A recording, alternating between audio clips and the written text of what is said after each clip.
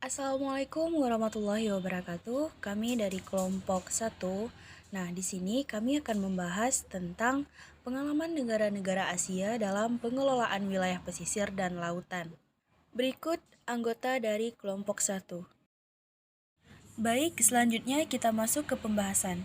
Nah, ruang lingkup pada pembahasan kita kali ini yaitu yang pertama konsep pengelolaan wilayah pesisir, yang kedua pengertian dari wilayah pesisir dan lautan, yang ketiga pengelolaan sumber daya pesisir dan laut di Indonesia, yang keempat pengelolaan pesisir dan kelautan di negara Malaysia, yang kelima pengelolaan pesisir dan kelautan di negara Thailand. Konsep pengelolaan wilayah pesisir. Pengelolaan wilayah pesisir secara terpadu atau Integrated Coastal Zone Management atau disingkat dengan ICZM, di mana ICZM ini merupakan pengelolaan pemanfaatan sumber daya alam dan jasa-jasa lingkungan yang terdapat di kawasan pesisir dengan cara melakukan penilaian menyeluruh tentang kawasan pesisir beserta sumber daya alam dan jasa-jasa lingkungan yang terdapat di dalamnya. Kemudian menentukan tujuan dan sasaran pemanfaatan, dan kemudian merencanakan serta mengelola segenap kegiatan pemanfaatannya guna mencapai pembangunan yang optimal dan berkelanjutan. B. Pengertian wilayah pesisir dan lautan. Menurut Sugiarto, wilayah pesisir merupakan daerah pertemuan antara darat dan laut ke arah darat. Wilayah pesisir meliputi bagian daratan, baik kering maupun terendam air, yang masih dipengaruhi oleh adanya sifat-sifat laut seperti pasang surut, angin laut, dan perembesan air asin. Sedangkan ke arah laut wilayah pesisir mencakup bagian laut yang masih dipengaruhi oleh adanya proses-proses alami yang terjadi di darat seperti sedimentasi dan aliran air tawar, maupun yang disebabkan oleh kegiatan manusia di darat seperti penggundulan hutan dan pencemaran. C. Pengelolaan sumber daya pesisir dan lautan di Indonesia. Indonesia merupakan negara maritim terbesar di dunia dengan potensi kekayaan alam pesisir dan lautan yang begitu besar dan tersebar di sepanjang 95.181 km pada 17.508 pulau dalam bingkai 3,1 juta kilometer persegi lautan.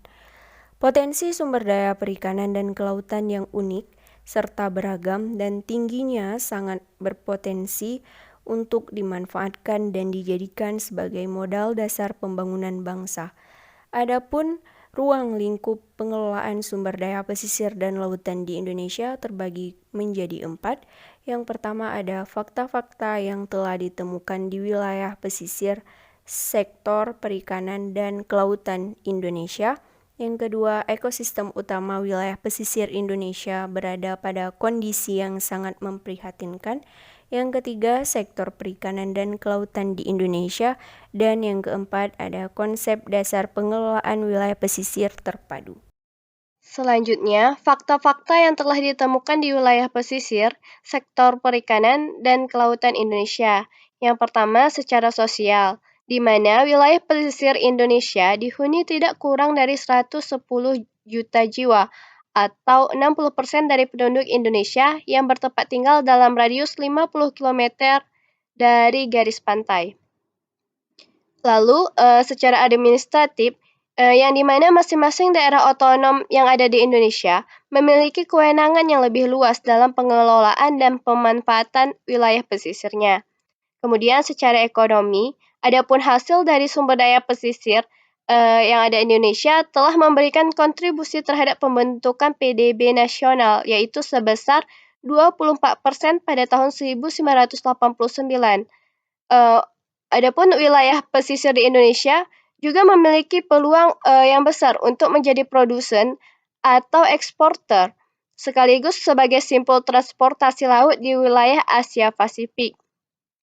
Kemudian secara biofisik, di mana wilayah pesisir di Indonesia merupakan pusat biodiversity laut tropis dunia karena hampir dari 30% hutan bakau dan terumbu karang dunia terdapat di wilayah pesisir Indonesia. Kemudian secara fisik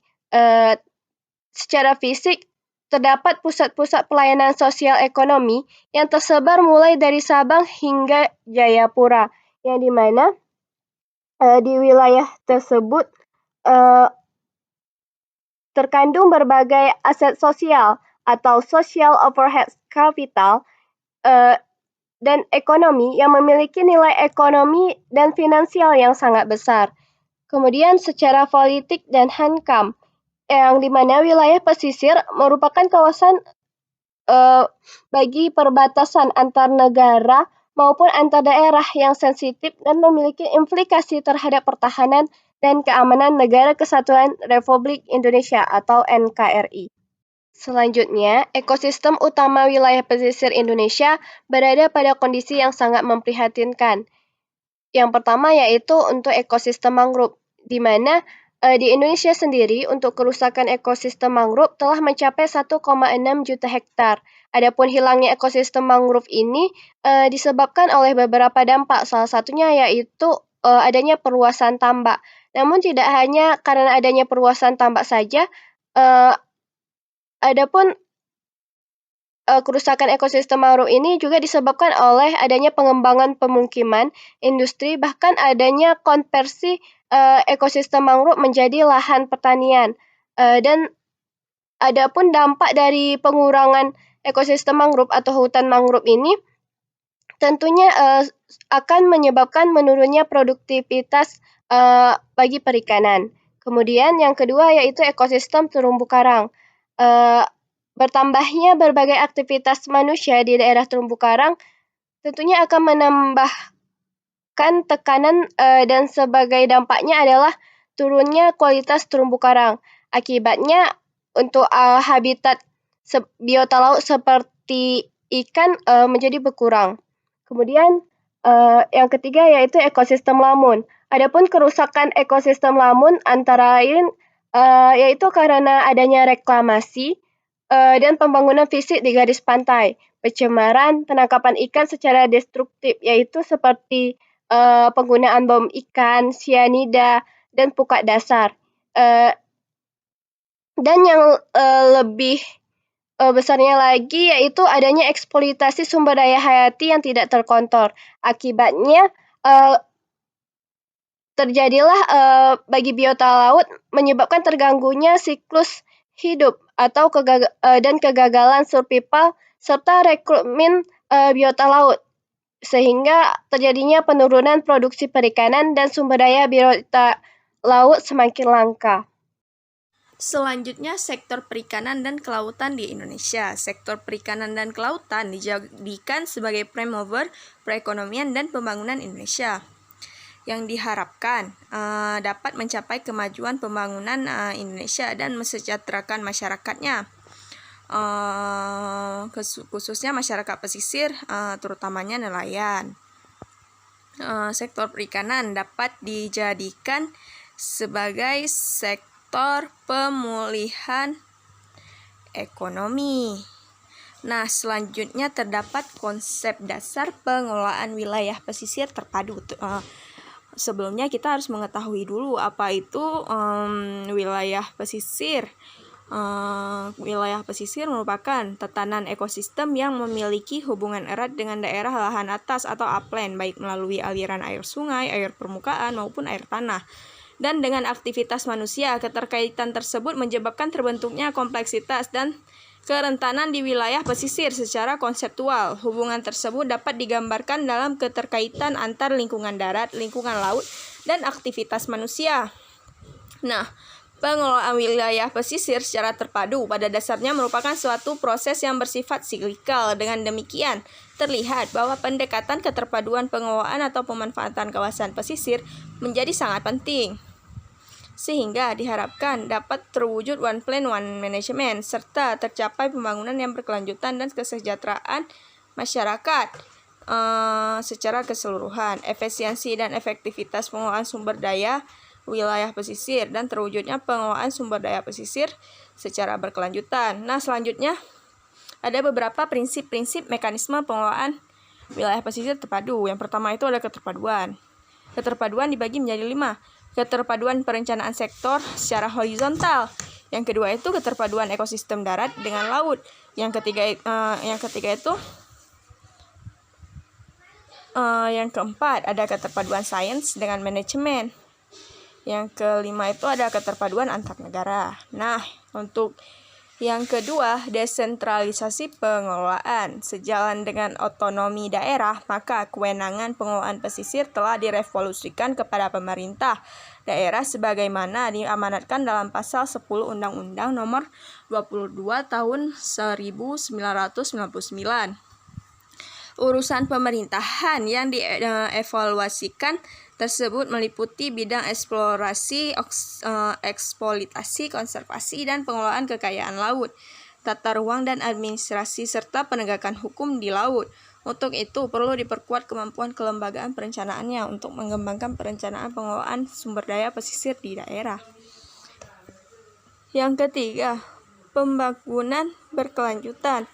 Tujuan utama dari pengelolaan pesisir terpadu adalah untuk memanfaatkannya sumber daya pesisir dalam rangka meningkatkan taraf hidup masyarakat dan pelaksanaan pembangunan nasional dengan tidak mengorbankan kelestarian sumber daya pesisir di dalam memenuhi kebutuhan baik untuk generasi sekarang maupun generasi yang akan datang. Untuk itu, laju pemanfaatan sumber daya pesisir harus dikurangkan atau sama dengan laju regenerasi sumber daya hayati atau laju inovasi untuk menemukan substitusi sumber daya hayati di pesisir. Dalam hal ketidakmampuan manusia mengantisipasi dampak lingkungan di pesisir akibat berbagai aktivitas, maka setiap pemanfaatan harus dilakukan dengan hati-hati sambil mengantisipasi dampak negatifnya.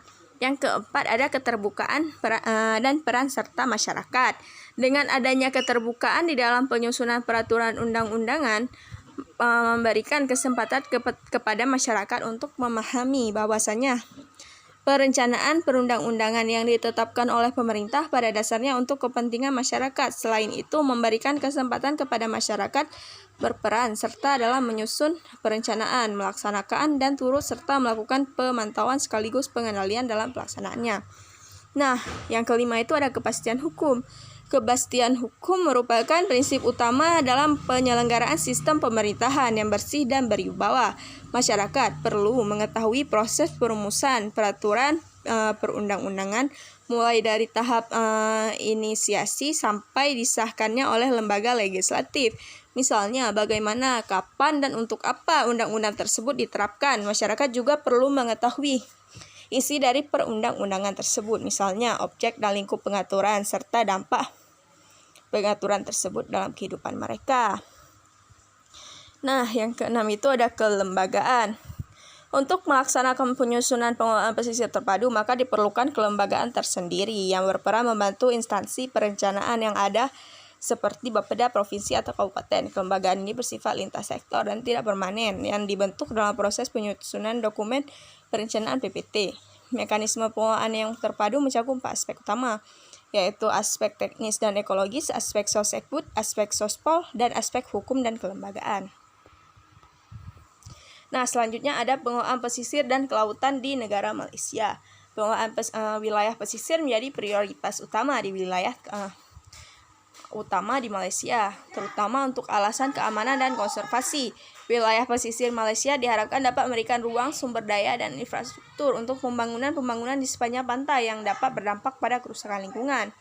Malaysia merupakan satu-satunya negara yang menerapkan zona pesisir manajemen atau CZMM melalui sistem federal yang memiliki 3 tingkat pemerintahan: federal, negara bagian, dan lokal. Pengelolaan pesisir dan kelautan negara Malaysia tertuang dalam Malaysia ke-9 pada tahun 2006 sampai 2010, yang di dalamnya memuat rencana sumber daya alam dan lingkungan berfokus pada mempertahankan hidup bersih dan sehat. CZM adalah manajemen zona pesisir. Malaysia adalah satu-satunya negara yang menerapkan CZM melalui 3 tingkat pemerintah: federal, negara bagian, dan lokal. Di dalam CZM memuat rencana sumber daya alam dan lingkungan berfokus pada mempertahankan hidup bersih dan sehat, pendekatan sumber daya serta memenuhi kebutuhan pembangunan ekonomi. Pelaksanaan CZM dicapai melalui 4 tujuan. Yang pertama, dorongan dan memperkuat partisipasi pemangku kepentingan dan kerjasama antara perencanaan dan pelaksanaan lembaga. Yang kedua, penting untuk melakukan konservasi dan keberlanjutan sumber daya alam, termasuk rehabilitasi hutan dan pengurangan eksploitasi pada flora dan fauna. Yang ketiga, CGM membutuhkan pengurangan polusi, terutama udara dan pencemaran air dari limbah padat, bahan beracun, dan zat berbahaya. Yang keempat, pembentukan rencana induk untuk perencanaan, penggunaan lahan, zonasi, dan manajemen untuk mengurangi dampak banjir. CGM di Malaysia didirikan dalam menanggapi masalah-masalah yang dialami pesisir seperti erosi pantai, pencemaran pantai, dan eksploitasi berlebihan. Pelaksanaan CGM dimulai pada tahun 1996 di Semenanjung, Malaysia, dan Sabah. Namun, dalam pelaksanaan CGM terdapat beberapa permasalahan-permasalahan yang dihadapi CGM di Malaysia, seperti wilayah yurisdiksi yang sama untuk pengawasan dan penegakan, pengiriman dengan opsi kebijakan yang telah menjadi tidak jelas, tumpang tindih fungsi antara beberapa kementerian federal dan pemerintah negara bagian di pengelolaan wilayah pesisir. Selanjutnya, tidak ada lembaga yang memiliki kewenangan untuk berurusan dengan skala penuh dari masalah pencemaran laut, dan ketidakmampuan Departemen Lingkungan Hidup untuk menangani insiden di Zona Ekonomi Eksklusif atau ZEE. Malaysia sebagian besar dikelilingi oleh laut, sehingga membuat pengelolaan wilayah pesisir menjadi prioritas utama di Malaysia, terutama untuk alasan keamanan dan konservasi. Permasalahan-permasalahan dalam pengelolaan pesisir di negara Malaysia yaitu, yang pertama, kurangnya integrasi antar pemegang kepentingan. Konstitusi di Malaysia dibagi menjadi badan eksekutif, administratif, dan legislatif, yang di dalamnya terdapat sistem pemerintahan federal dan pemerintah negara dan daerah kota. Setiap otoritas ditugaskan untuk pengelolaan dan pengawasan sumber daya, di mana sumber daya pesisir jatuh dalam yurisdiksi pemerintah negara yang memerlukan zonasi perencanaan, pembangunan, dan kekuatan, sedangkan sumber daya biologis dikelola oleh pemerintah federal dan negara.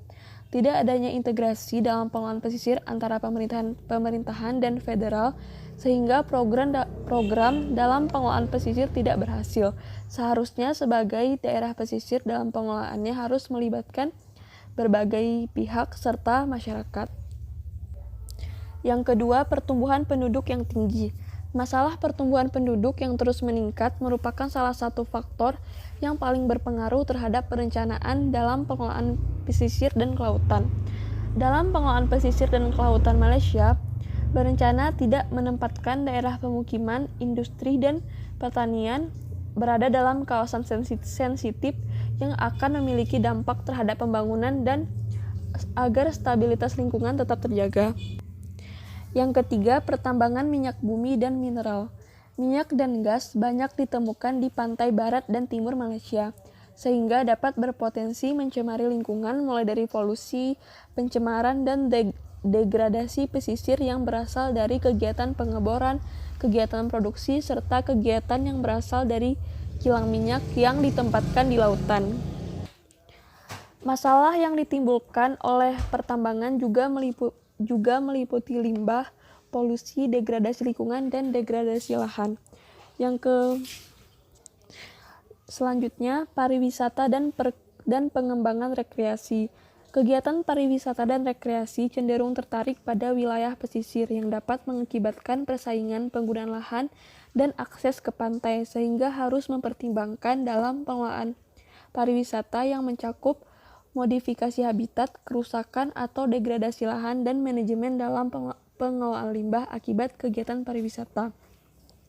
Selanjutnya, pengembangan industri.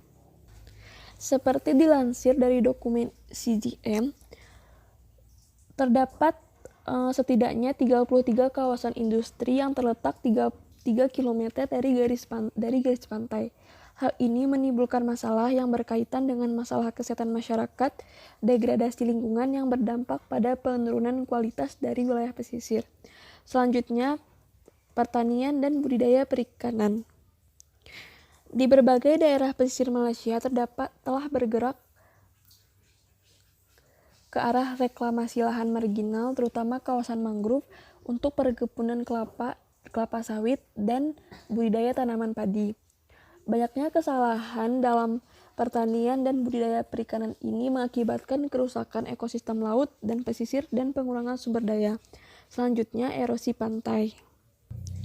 Menurut studi yang dilakukan di pantai Malaysia, sekitar 29% dari luas wilayah daerah menghadapi masalah erosi, sehingga kegiatan rehabilitasi telah menjadi prioritas dan telah tercermin dalam peraturan di Malaysia. Selanjutnya, pembangunan transportasi dan navigasi. Selat Malaka merupakan salah satu rute navigasi tersibuk. Ratusan kapal melewati sepanjang selat menuju Malaysia, Indonesia, dan Singapura, sehingga potensi pencemaran sangat tinggi di wilayah Malaysia seperti tumpahan minyak dan polusi. Ketiga, mengatasi permasalahan-permasalahan yang terjadi di wilayah pesisir Malaysia. Wilayah pesisir Malaysia, pemerintah membuat beberapa peraturan, di antaranya 1. Strategis erosi pantai nasional pada tahun 1987, di mana kebijakan dibentuknya Dewan Kontrol Erosi Pesisir dan Rekayasa Pesisir Technical Center, Departemen Drainase dan Irigasi. Yang kedua, kebijakan pertanian nasional pada tahun 1998 sampai dengan 2010, di mana kebijakan menekankan pada keamanan pangan, konservasi, dan pemanfaatan sumber daya alam secara berkelanjutan. Yang ketiga, kebijakan kehutanan nasional pada tahun 1978, di mana kebijakan berfokus pada tujuan untuk melindungi dan mengelola hutan berdasarkan prinsip-prinsip pengelolaan yang berkelanjutan, melakukan konservasi lahan untuk hutan yang rusak akibat kegiatan pembangunan. Yang keempat, ada kebijakan keanekaragaman hayati nasional pada tahun 1998, di mana strategi dan rencana aksi untuk membantu melestarikan mengelola keanekaragaman hayati baik dari darat maupun laut dan ekosistem. Pengelolaan pesisir dan kelautan di negara Thailand. Di wilayah pesisir Thailand yang kaya dengan berbagai sumber daya pesisir dan pantai yang luas, yang cocok untuk pengembangan pariwisata, di mana hutan mangrove berlimpah dan komunitas terumpu karang menyediakan habitat seperti perikanan, pelindungan satwa liar, pelindungan pantai, dan situs rekreasi. Tidak hanya terumpu karang penting sebagai sumber mata pencarian bagi masyarakat desa di wilayah pesisir negara Thailand, mereka juga berfungsi sebagai tempat penampungan ikan dan krustasea dan sebagai tempat rekreasi bagi wisatawan. Selanjutnya, 1. Permasalahan pesisir dan laut Thailand.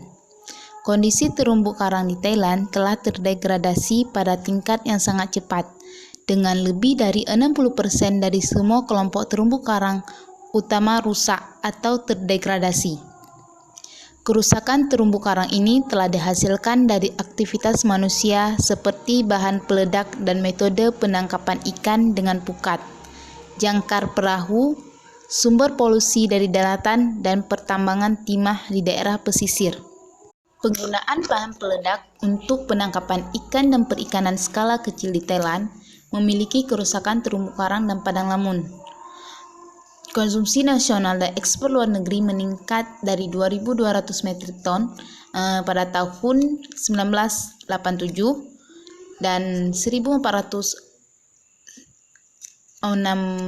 metrik ton pada tahun 1991. Ekspansi yang cepat dari budidaya ikan menggerogoti atau merambah komunitas mangrove, sehingga hutan mangrove di Thailand ditutup sekitar 64% ditutup dan diubah menjadi budidaya ikan.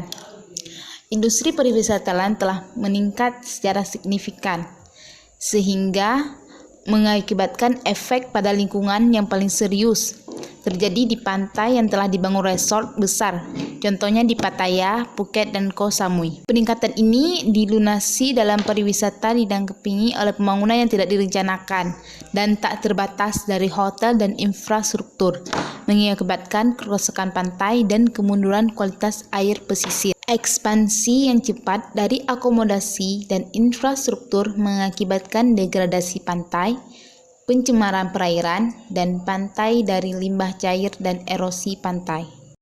2. Pengelolaan wilayah pesisir pantai Thailand. Yang pertama, Departemen Perikanan DOF dengan bantuan dari Universitas Kasetsar membuat program pengelolaan perikanan berbasis masyarakat untuk mengadvokasi keterlibatan nelayan lokal dalam perencanaan, pengelolaan, dan pelaksanaan proses. 2. Upaya Thailand dalam pengelolaan pesisir dan laut, salah satunya dengan mengeluarkan Undang-Undang Perikanan baru dengan nama The Royal Ordinance on Fisheries B.E. 255A pada tahun 2015. Yang ketiga, pada tahun 2015, pemerintah telah melakukan revolusi besar-besaran terhadap penangkapan ikan tuna dan perlindungan terhadap ikan tuna di Laut Thailand dan di kawasan internasional. Ini dikarenakan Uni Eropa telah mengeluarkan kartu kuning untuk Thailand terhadap pelanggaran IWW dan memperkerjakan imigran gelap secara ilegal yang dilakukan oleh perusahaan pengalengan ikan tuna di Thailand. Baik, sekian penjelasan dari saya.